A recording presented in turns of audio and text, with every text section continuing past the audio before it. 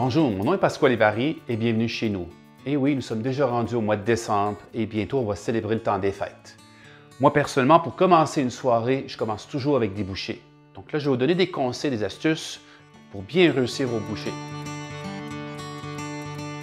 Une bouchée commence avec une bonne base. Qu'est-ce qui est très important, c'est que la portion soit bien coupée. Le pain, il faut d'abord le griller à l'avance. Ensuite, on le coupe à l'emporte-pièce, en plastique, ou ici, j'ai pris un bouchon en métal ou un moule à baba que j'ai coupé le fond. On peut aussi couper au couteau et faire des petits carrés, mais qu'est-ce qu'on veut vraiment, c'est que notre base, on est capable de la prendre et de manger dans une seule bouchée. Donc, voici une façon facile pour faire une bouchée avec du saumon fumé. On veut plier le saumon et on veut vraiment le déposer et il ne faut pas dépasser le pain.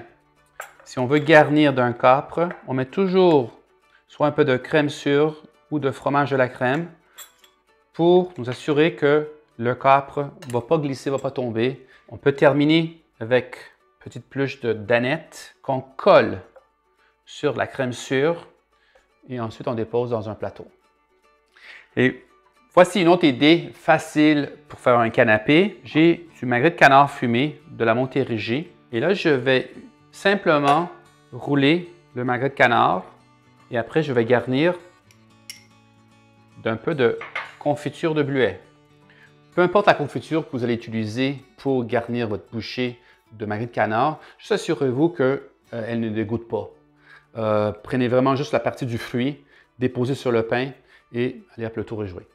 Je suis certain que vous avez tous un morceau de fromage qui traîne dans votre frigo, idéalement un bon cheddar. On fait une tranche assez épais. Ensuite, on coupe des petits carrés, pareil comme notre pain. Et là, ici, j'ai une gelée à base de concombre et poivre. Encore un autre produit de la Montérégie.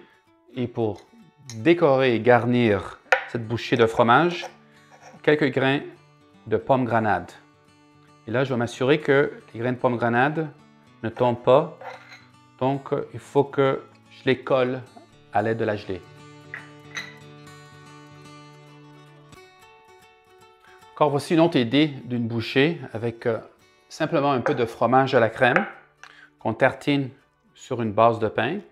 Et ensuite, un peu de concombre anglais coupé en petits dés que je vais coller. Et là, ici, il faut vraiment vous assurer que vous collez le concombre, pas qu'il tombe. Et voilà. Si vous ne voulez pas utiliser le pain à cause du gluten, un conseil, c'est d'utiliser des cuillères. Encore le même principe s'applique. On dépose le tout dans la cuillère, on s'assure de ne pas dépasser le format de la cuillère et on évite qu'il y ait des sauces ou des aliments qui peuvent tomber. Pour éviter que vos cuillères se déplacent dans les assiettes lors du transport, déposez une serviette au fond, pliée, et cela va faire en sorte que vous pouvez servir vos invités comme dans des grands restaurants. En terminant, c'est quoi les fêtes sans du foie gras? Idéalement sur une base de pain brioché qu'on fait aussi préalablement griller. Et ensuite, on le garnit avec une gelée, une confiture qu'on a à la maison. Et ensuite, je garnis avec une herbe, n'importe quoi qui va bien avec le foie gras. Une fois que nos canapés sont prêts, il s'agit juste qu'on sort un bon moussu du Québec. Joyeuses fêtes!